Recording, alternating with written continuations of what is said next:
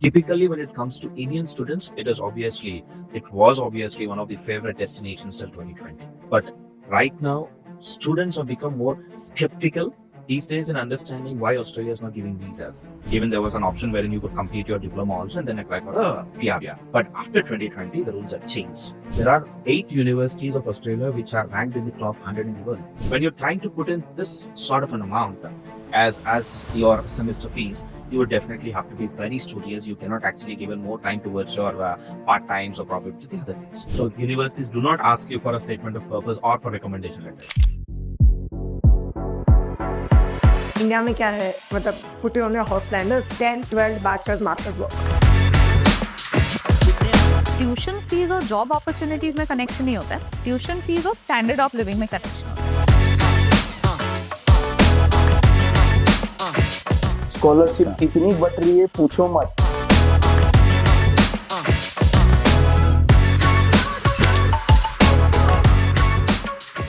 Planning to study in Australia? Well, Australia is not just about the kangaroos, the big beaches, or a cricket team that keeps beating us. It also has some great universities, global ones. And in today's episode of Beyond Borders with Handa, we will explore how can someone build a career in Australia, how can one get an admit into Australian universities and make a life there. And to help us with all that, we have Satish Reddy with us. And he has been doing this since 2007, and that's a really, really long time. And he has lots of insights about how you can go to Australia, what you can do there, how you can build your career there. And we'll try and get all that knowledge from him. He's the managing director at Truman Overseas Educational Consultancy. Welcome, sir. Welcome to the show. Good afternoon, everyone. The first thing that, I want to get started with is typically we think about US and UK. Is there, and Australia is more of a tourist destination, at least that's how I see it. But is Australia a great or a good educational destination as well? Now, as you said, Australia is a tourist destination. Now, I would probably try to add something to it. You have 10,000 plus beaches in Australia, and it'll take more than 20 years for you to cover all those beaches. So it's, as a tourist destination, it is fascinating. And it is as fascinating for your overseas education also for international students. When it comes to competition with the countries like US, Canada, or the UK, yes, of course, Australia also stands there with the sort of universities it has got, the rich history it has got in terms of education. It's so famous. It's becoming famous, or it's become famous earlier also when it comes to overseas education. And typically, when it comes to Indian students, it was obviously one of the favorite destinations till 2020. But right now, students have become more skeptical these days in understanding why Australia is not giving visas. And I would definitely try answering some questions probably in the meantime. Now, why Australia stopped accepting that, and what Australia is actually looking at. Okay, when you look at the education system of Australia, it's pretty similar to our Indian education system. And when you look at the universities, you don't have hefty numbers in terms of universities being operational there.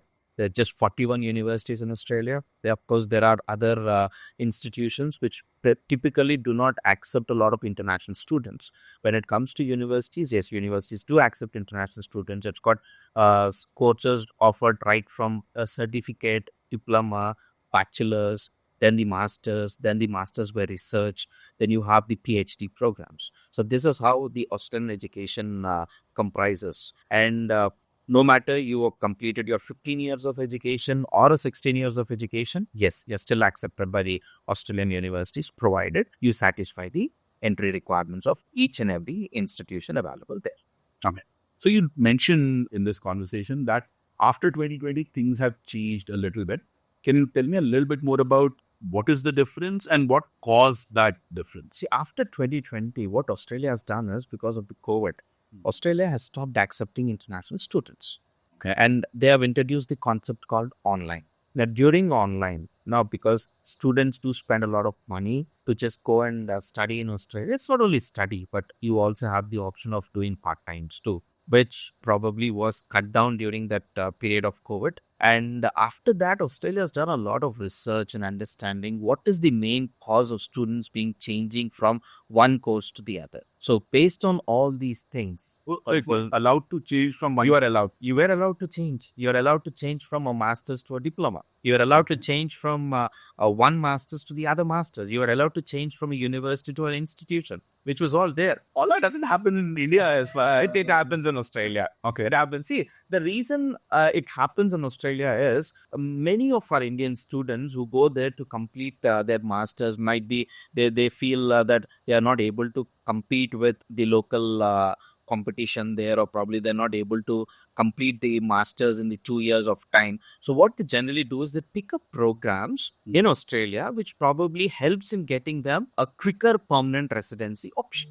Okay. Which was all allowed before 2020. Okay, so they go there, they change the programs, they change their institution. They used to get all those norms and conditions satisfied according to the requirements there, and they used to get a permanent residency there. And when it comes to permanent residency there, it doesn't mean that you have to definitely complete your bachelor's or master's. Even there was an option wherein you could complete your diploma also and then apply for a PR. Yeah. But after 2020, the rules are changed. You come to an institution to do a master's. See, if you're changing an institution, not the program. You have come to a master's, you have to complete your master's for the rest of the duration, and then get a certificate from a verified institution in Australia. Now, once you get your certificate and everything done, you also have to apply for your post-study work visa. And this post-study work visa is allowed only for students who have completed their bachelor's and master's, not for diplomas. So that is how Australia has laid breaks the students changing the programs. Okay.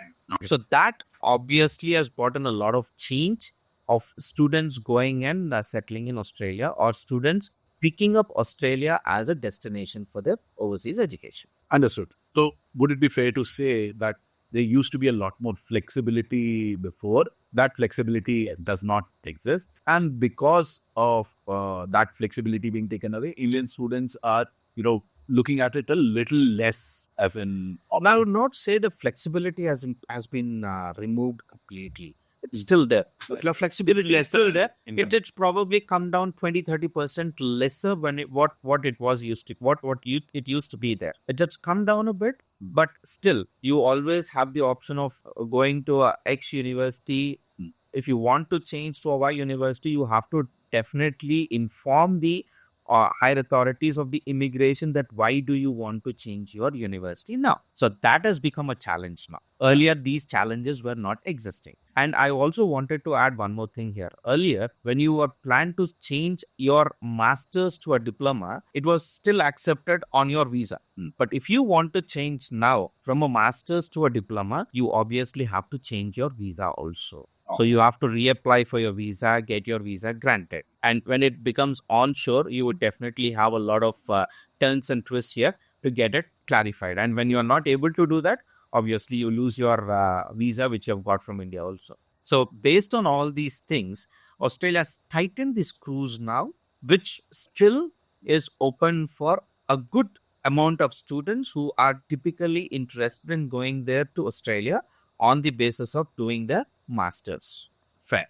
So, but this is still a lot of flexibility. I don't think many other countries would offer you change of universities also. So not many would do that. I think that is a big plus point when you are looking at Australian universities. Are there any other things that Australian universities do better than universities from other countries? See, I would probably put it this way. There are a good number of institutions in Australia. As I said, there's 41 universities in Australia. But taking this 41 institutions into consideration, I would probably put it this way. There are 8 universities of Australia which are ranked in the top 100 in the world. So when it comes to ranking of the universities, we would probably ask students to understand it's not what bachelor's programs are they offering, what masters are they offering. It's about the graduate employability. It's about so-called the research what is undergoing in the universities. So out of 40 universities, you have 8 universities ranked in the top 100 in the world. It's obviously one of the best thing to know that it has got a lot many things to do. So much of research is going out there, And research will obviously have outcomes in terms of the master's programs they offer. It also has a direct proportion of making people understand that there are a lot many jobs also being created on this. Understood. Yeah, about these 8 universities, when I was researching for the podcast, I came across a term called Go 8. Geo 8, it's called Geo 8. Geo 8 universities. So let's say I'm a student and if I'm applying, should I consider the course that I'm getting, or is the fact that whether I get into a Geo 8 versus the others, how big is this distinction? I'll give you an example. For example, when I'm applying for engineering in India, Okay. IITs have a certain status. Yes. And then there are the other engineering colleges. Yes. Very similarly, if I'm applying for management, for example, IIMs have a certain status, and then there are other management colleges. There are plenty of other good management colleges also. It's not like that only IIMs do it or only IITs are good. So, can you tell me a little bit about the distinction that exists between these Geo 8 and the other universities and institutions? And if you look at Australian universities, what I've turned to be that 40, 41 or whatever the number it is, now they are actually classified in 4 different categories. Okay. One is the group of 8. Second is the innovative research universities. Third comes the Australian Technological Network. And fourth is the modern universities. But when I say modern universities, that these are universities which are probably 50 years old or probably less than 50 years old. These are the universities which comes under the modern universities. When I talk about the innovative research universities, now I already spoke to you, I told you that there is a lot of research going on here. If you take, for example, the bionic eye, it was first introduced in Australia. Okay. And if you take up, there's so many inventions which has come up in Australia, which probably not many people would know. And we still have the dilemma of, are these from Australia? You still have that. So the innovative research, what the universities do is a lot there. So these universities together have formed a group called Innovative Research Universities. There are also another bunch of universities called ATN, Australian Technological Network. And when I talk about ATN, these are institutions which are started right from the basic terms, the basic technological kind of a thing, like say how we have the ITIs here or the diploma training institutes here. And from there, they come up to the concept of engineering. So that's how the universities have grown up. And that universities together form a group called ATN. That is the Australian Technology Network. And then comes the group of 8. Typically, when I say group of 8 or probably these universities, when I have to talk about these universities, most people have this concern that like most of these universities are funded by the government and they are government funded universities. It's at 50% funded by the government and the 50% is funded by the local industry there in Australia. Okay, every university in Australia are funded by the government as well as the private sectors there. It's not like we only fund the group of 8 universities or we do not fund the other universities. The group of 8 has come into existence because they picked up one university from one different state and territories there. And they have formed a group called Group of 8. When you talk about the Northern Territory, which is there in Australia, it doesn't have a group of 8 university. Okay. There's no group of 8 university there. But see, you have universities which comes up from the Victoria region, that's the Melbourne. You have the New South Wales state, which comes from Sydney. You have the Queensland. You have the South Australia. You have Western Australia. You have Canberra. Now, these are the places wherein universities come from. Most of these group of 8 universities come from. The main reason for them to form a group of 8 is because they do a lot of research. They make a lot of inventions in their own campuses. Like say, I would give you an example. If you take the University of Melbourne, it's still got the Microsoft Office on campus there in Australia. Inside the campus? Inside the campus, it's so big a campus that you have, if you have to move from one faculty to the other faculty, you either have to take a bicycle inside or you have to walk at least 1-2 kilometers down the lane. So that big the campus is. That's great. That's great. So coming from the perspective of a student, one part of it is obviously the education, the courses, the university that I'm applying to. One very important part, at least for Indian students, is the costs that are involved. And there is a perception that exists. I was going through some of the forums and that's where I read that Australia is very expensive to live in. So A is the college costs, etc. So please tell us a little bit about that. And yes, the daily and the living expenses and all of that. How can a student? Then I would probably talk this on the perspective of a student. Many of our when you take our Indian students, now 60 to 70% of of the students who choose overseas education are basically from the middle class. Okay, they would definitely have restrictions to each and everything. Probably it could be the cost of the program, it could be the cost of living, or probably it could be how would my son or probably my daughter manage herself there in Australia. So when it comes to these things, I would definitely be thankful to the financial institutions back in India now. After COVID, they've changed a lot. They started giving loans to each and every student who is interested in pursuing their higher education dreams. Okay. Second, when it comes to Australia, with respect to the cost of the program, yes, to a certain extent, it is expensive when compared to countries like US and Canada. I'll also put that in reason. Um, when I say expensive, you probably have to shell out 12 to 15 lakhs a semester. Okay. And when you're trying to put in this sort of an amount as your semester fees, you would definitely have to be very studious. You cannot actually give in more time towards your part times or probably to the other things. So most of the students who tend to choose the group of eight or probably those universities with higher expenses is probably wherein they have enough money at the back and they could actually go there and do a program and can then come back to India. Or probably they utilize that post-study work visa options also there. And this is one set of options. The second set of options are mostly those students who wanted to have a very good education there in Australia.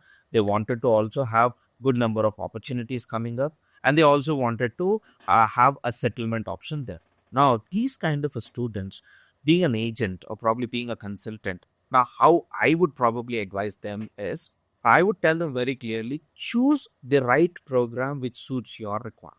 It's not like someone has picked up this program and I also wanted to go to this program. No. And when you choose a program based on your academic profile, the university choice would then come into existence. Now, when I talk about the group of eight universities, typically they have a higher entry requirement. 70 plus in your bachelor's or probably 90 plus is what they look at your intermediate score. You need to have an IELTS of 6.5 or 7 or equivalent of other tests also. Then you need to shell out at least 35 lakhs per year as your 1 year tuition fees. Now, when you're ready for all these things, yes, you could choose the top-notch universities. But if you're not, then comes the other set of category of universities, wherein these universities, because they're funded by the local companies as well as the sort of research they do, which is being funded by the government there, they offer very good scholarships for students, up to 50% sometimes, or sometimes you could also get up to 70% of scholarships being offered by the universities there. So this rather becomes a kind of effective part for students to choose and any institution there which suits their requirement. Typically, when it comes to the tuition fees, most of the students would end up paying 20-30 lakhs for 2 years of their studies. That's after the scholarship or including the scholarship. And when it comes to living expenses, most of us do probably stay in a group.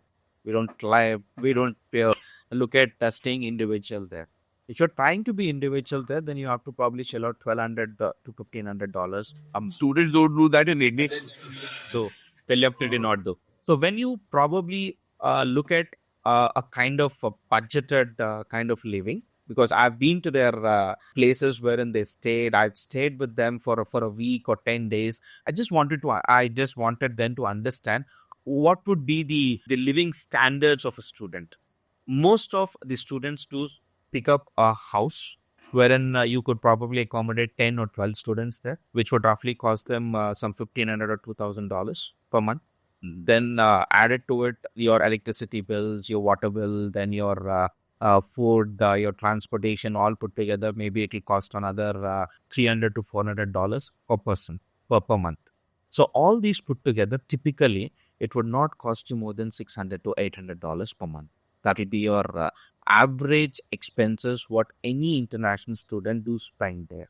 And Students obviously have the option of working part times. They could earn whatever they're paying by their own part time job. And typically, students would earn not less than $1,200 to $1,500 a month. That is minimum I'm talking about. There are students who earn more than that also, but typically $1,200 to $1,500 is what most of the students would earn there. Okay. So, please correct me if I'm wrong. If I take the estimates that you are suggesting for, let's forget about the top universities, because most of these students would be going in for the other one. A 2-year program there would typically cost around 30 lakhs rupees. Yes, a fee part. Yes. And the living expenses for 2 years would be, let's say, $20,000 approximately for 2 years. for 2 years. Yeah. And half of that is essentially gets covered with the For the part time in India. part-time jobs seem to be better in Australia when compared, because Yes. Yes. the numbers are not really matching up. If you are talking about 20 hours a week is what is allowed? 24 hours a week. 24 hours. Which is more or less. I would probably put it this way. It's 24 hours a week. Mhm. 48 hours is what every student can actually, 48 hours fortnight. So average, they can work 96 hours in a month, which was earlier 80 hours. Now they made it to 96. And when you talk about the national average wage in Australia, I think it is somewhere around $22.5.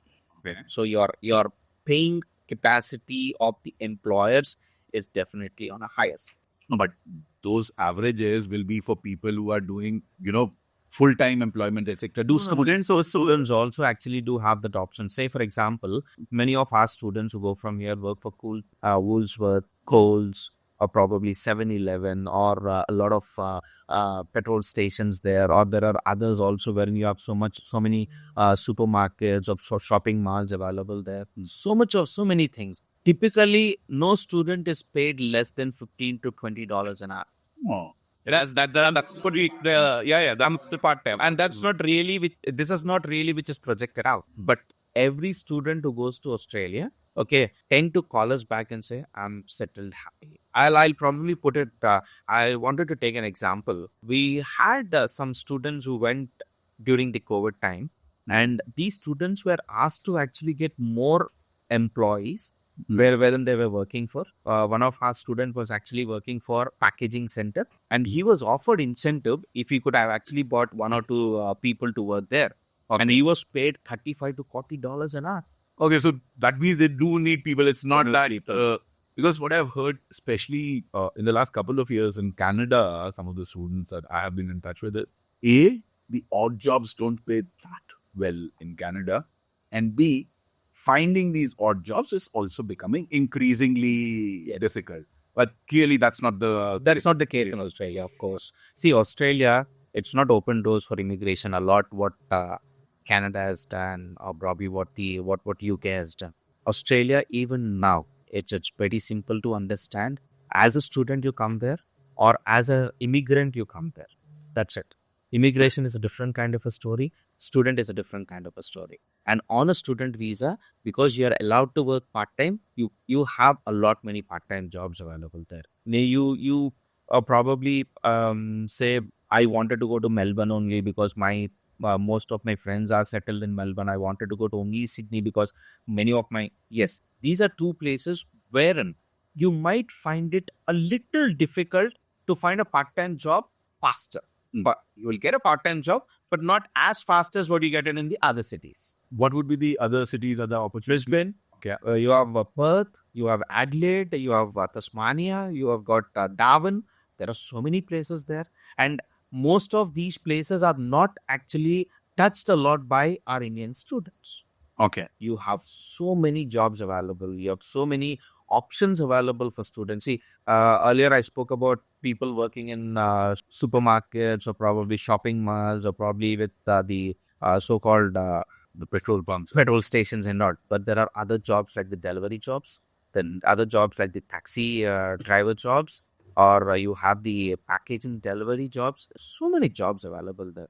I still remember every year before Christmas, you had 1,000 to 2,000 job openings only from Amazon coming up in Australia, just for the deliveries. Clearly, it's a growing economy, and to feed that growing economy, you need people. And perhaps Indian students can fill a portion. Earlier, it was a complete different scenario during the before 2010 or 2012. It was a different scenario wherein they had only 2 or 3 industries which were performing well, and people have to probably work into those industries only. Right now, it's completely different. You have so many options available. So when we talk about cost, the living costs, as you mentioned, can be set off by some of the odd jobs. When we were talking about colleges and their fee, you also talked about that there are loads of scholarships which are available. Can you give me some examples of A, what are these scholarships available? And B, as a student, do I need to be like a 90% or a top college, or there are other scholarships which are available for average students? I would throw a light on this. Yeah. Scholarships, when you talk about scholarships at this point of time for Indian students, now typically scholarship starts at 10% to 50%. Okay. Right? So any student who apply to Australian universities will definitely get a scholarship. Okay. So no matter whatever profile you have, you apply to a university, you will definitely get a scholarship. But it varies in terms of the 10% to 50% based on your academic profile percentage. You fall at 80%, you might get up to 50% scholarship. 70, of course, say 30, 35. 60, you get 20% or 25%, depending on what university is offering, how the universities are offering. And the 10 to 20% in between, any student who apply will definitely get an option of getting a scholarship there. And typically, when we talk about the entry requirements here, so any student with 50% or 55% is eligible to apply for a master's in Australia. So that's how you probably need to manage the scholarship options there. And you need not raise a separate application for a scholarship. The scholarship is already included in the fee, whatever the fee is derived from the university. So your scholarship is added to it, and then you need to detect the scholarship and then make the claim.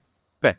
So when you're talking about these percentages, these scholarships are primarily based on your percentages in graduation, or they will also look at how much you had in 10? No, it's purely based on the graduation. And I also wanted to add one more thing here. Australian universities are very specific in terms of the number of backlogs you have during your 3 years or 4 years of bachelor's. Okay. So if it is a 3 years of bachelor's, they will not accept more than 8 or 10. That's what max they would accept in the 3 years of bachelor's. If you are doing a 4 years of, or you have done a 4 years of bachelor's, or you're doing a 4 years of bachelor's here, you would probably have that extended up to 15, not more than that. And if you're looking at the top-notch universities, yes, it is less than 5 backlogs, and you need to have a percentage of 70% if you are a 4 years of bachelor's degree. 3 years of bachelor's, you need to have anything above 80%. Fair. And I would honestly argue that 8 or 10 backlogs is more than enough for most students. We have seen students with more number of backlogs too. I don't want to actually take that into picture, but yes, this is what the general requirements for a university is. Okay. When I'm applying to, let's say, US or UK universities, especially when it comes to these scholarships, a lot of emphasis is being placed on the statement of purpose and the essays that you write. Does that play a big role here? Obviously not. That's what I said. The scholarship is generally offered by every university. It is not like you need to have exceptional percentile in your academics. You need to have a good statement of purpose. You need to have a good IELTS score. Obviously, taking one thing into consideration here, there is no terms of statement of purpose or recommendation letters to be taken care of when you're applying for your master's or a bachelor's in Australia. So universities do not ask you for a statement of purpose or for recommendation letters. Okay, so nothing like that. You just have your academic transcripts. You just have your IELTS score, your passport. That's more than enough for them. That does make life a little bit easier because, statement of purpose is still something that anyone and everyone can write. It's a good statement of purpose or a bad statement of purpose is a different issue. Getting recommendation letters becomes a huge challenge, whether they're academic or employment. But see, over here, for your offer letter, whatever you get from the university, you do not need to submit a statement of purpose. But when you're applying for an unconditional offer letter, when you get a confirmation from the university to go ahead and make your payment there, then yes, a statement is required, and that's called the genuine entry statement. Genuine student statement is what they require, which we typically call it as a statement of purpose. You need to just give them about the program you have chosen, about your life, what you have undergone in India, then why this university, why this course, and your career opportunities. So you have to be specific when you write these things. And if you write it up to the mark, yes, you will definitely be given an opportunity to get and study there in Australian universities. Okay. So it would be fair to say that getting a scholarship here is going to be relatively easier than some of the other countries. Are there any specific scholarships, any names that you will be able to tell us? Yes, there are specific scholarships like the Vice Chancellor scholarships available there, the Ashok Khurana scholarships available, or you would have these typically Victorian state scholarships, or probably Queensland state scholarships, or New South Wales scholarships. But again, these scholarships are very specific scholarships. When universities are offering you scholarships based on the academic profiles, they typically give a scholarship. These are scholarships which probably would come into existence when students have got 90% in their bachelor's, or probably they've got exceptional skills like they have research proposals, or they've written papers. So when they are applying for a master's in a specific university, then those state-sponsored scholarships or universities' most prestigious scholarships would come into existence. Okay. So, and these most prestigious scholarships, so let's say they are for the top of the top students, the research papers, etc. are there. And what sort of amount can you... 100%? Oh, 100%. 100% of your tuition fees would be waived if you get selected for that. And I would be proud to say that I've got 3 students of mine who have got 100% scholarship, settled there, have got permanent residencies now. So could you tell us a little bit about what their profiles were with which they were able to get into the... One student was from JNTU campus. She has completed her master's in electrical engineering here, and she was interested in pursuing her PhD. So we have picked up that student application for a PhD, and there is a university called University of Queensland, wherein we wrote to the professor, making them understand this is what the profile of the student is, and this is what the area of interest the student has got. So taking all these things into consideration, they've given 100% scholarship for our tuition fees, for her living expenses, as well as for a spouse living expenses. Oh, so they're not just the tuition fee, they get them everything. Yes, they're taking care of everything. I think she was paid somewhere around $1,000 to $1,200 as living expenses by the university, plus the tuition fees waiver. So that's brilliant. But yes, brilliant students should get brilliant opportunities as well. So I think this part of it is what they're trying to do, is to attract good talent and good talent from India. Fair. But let's talk a little bit about the other students who go there. One of the big reasons they go there is probably because they want to not just study there, but eventually build a life out there.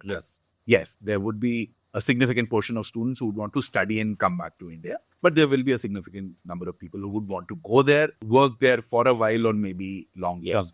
How are those opportunities there? See, 90% of the students who choose overseas education do wanted to actually settle there, right? That the other 10% is exceptional. You cannot actually make them into that 90% unless and until they are interested. But this 90% of the students, when it comes to Australia, when they've completed their masters there, now every student will have an option of applying for a post-study work visa. Okay. After completion of 2 years of masters. So students have to be very specific when they are choosing the program duration. It has to be minimum 2 years or 16 months of academics. 16 months in the 2 academic years. Okay. So 2 academic years, they have to have 16 months of program, 16 months of study available during their 2 years of master. So once that is done, students are eligible to apply for a post-study work visa. Earlier post-study work visa was purely on the basis of an IELTS of 6, plus you have to complete your masters in the prescribed time. Right now, there's a little change in that. The post-study work visa, if you are planning to apply, you have to have 3 conditions satisfied. 1, you need to be less than 35 years of age. Okay. That means I am out. Second, you need to have an IELTS of 6.5, no band less than 6.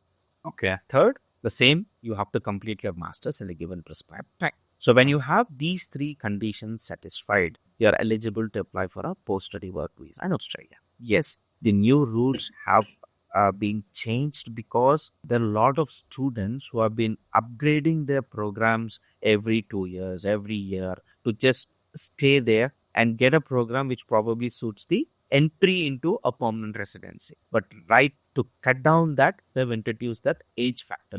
Now, I'd like to know a little bit about this because most of these students who go for masters, especially in India, would probably be in the mid-20s. Yes. And I believe most of these students who are planning to go abroad also, mid-20s is typically what the age range is.